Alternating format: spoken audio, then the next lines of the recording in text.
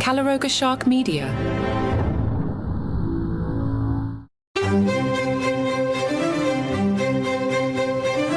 Hello and welcome to Palace Intrigue. I am your host, Mark Francis. The Daily Beast took a look at the recent flurry of news and wrote, William is unambiguously positioning himself as a global leader on one of the most challenging and urgent questions of our time, while his brother seems to be relegated to the role of Meghan's slightly miserable +1. The flurry of appearances by both brothers came after a weekend of leaks and briefings against Harry, which many will suspect come from the heart of the palace machine. First, the Daily Telegraph reported that Harry and Charles were barely speaking. Such was Charles' ongoing fury at Harry for attacking Camilla in his memoir. Then the British Sunday Times reported that Harry would not be attending King Charles' 75th birthday this month, despite having apparently been invited. But was Harry invited to the King's birthday or not? Prince Harry is suggesting that he and Meghan were not invited to the big birthday party. A spokesman told the Messenger, in response to UK media headlines, there has been no contact regarding an invitation to His Majesty's upcoming birthday. According to the Messenger, a source claimed the palace never reached out. Royal expert Angela Levin told The Sun, Harry has made it very clear that he is not complying with anything until his father and his brother have apologised to Meghan. What for? We don't know. I think the royals are used to it now. It's not going to spoil his birthday. I think Charles knows that if they did come, it would ruin the festivities. Harry would start pointing fingers with, when you did this, when you did that. I'm sure Charles may be a bit upset that this is yet another chance he is missing to meet his grandchildren. But the problem is that Harry doesn't want to make amends and doesn't want to be part of the family they want to destroy and punish it. What is ridiculous is Meghan and Harry want to hang on for dear life to their titles, yet they want to destroy the monarchy. A friend of Charles told the Sunday Times, when he gets to the end of another successful workday and thinks of his family, there will always be a twinge in his heart about a problem he hasn't been able to solve yet. But he will be taking the long-term view. The current act is a challenging one. There are issues that aren't resolved, and there won't be a rapprochement anytime soon. There is the sense of cooling off period from the family that is underway after the aftershocks of the book and the interviews, but that doesn't change the King's love for his son. He'll never not invite his son to a family gathering because that's not who he is.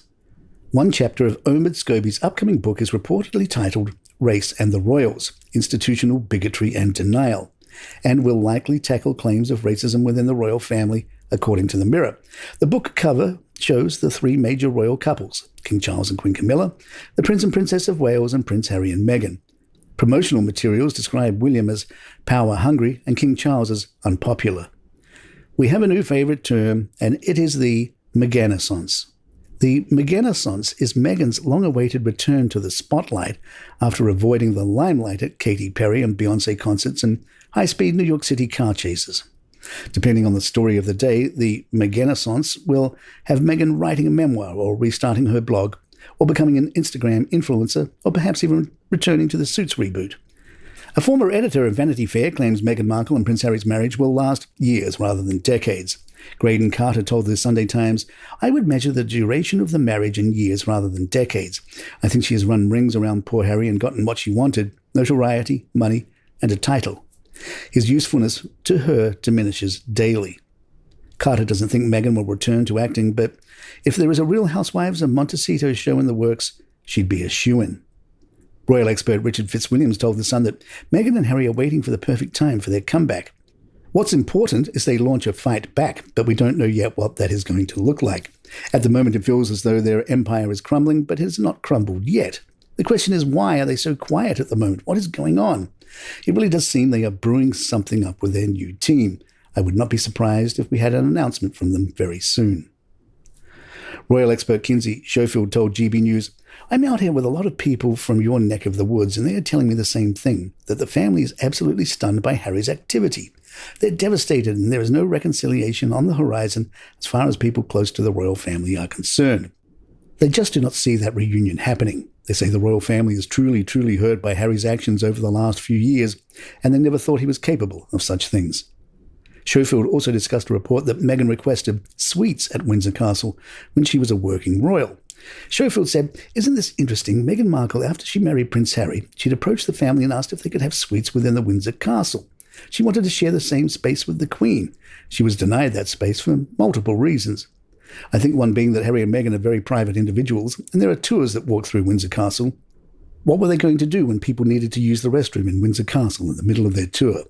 I think this was Meghan really kind of fixated on what the Princess of Wales, the Duchess of Cambridge at the time, Kate Middleton, had, and Meghan trying to have something of similar value. Palace Intrigue will be right back. The Express writes, designer-heavy wardrobe may be a winner in Hollywood, but Meghan admitted to feeling the pressure when dressing for royal engagements. Style expert Miranda Holder told The Express, in contrast to Kate, Meghan comes from the glamorous American film and television industry, in which it is customary to dress for success and look the part by wearing the very best pieces you can afford. Although Meghan admits she did attempt to dress down in neutrals when she was a working member of the royal family in an attempt to fit in, she still threw the kitchen sink at it, sartorially speaking, by pulling on super brands such as Christian Dior for many of her big moments. Website Celebitchy wrote, Prince William actually was handsome at one point, many years ago. People used to talk all the time about how much he looked like Diana. He seemed blessed with Spencer genes. Then something shifted in his 20s, and the Windsor genes began to consume the Spencer genes. Nothing has ever been the same. I also think that William's inner evil seeps out onto his looks. That man is ashy, awkward, and full of rage.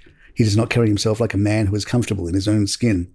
Well, during William and Kate's day trip to Scotland last week, William told a group of primary schoolers to guess his age. Their response was amazing. They guessed 57. William said, I'm not that old.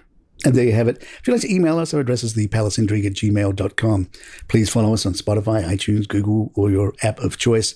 And if you're on YouTube, please hit that subscribe button. It really helps us out. I'm Mark Francis. My thanks to John McDermott. This is Palace Intrigue, and good times.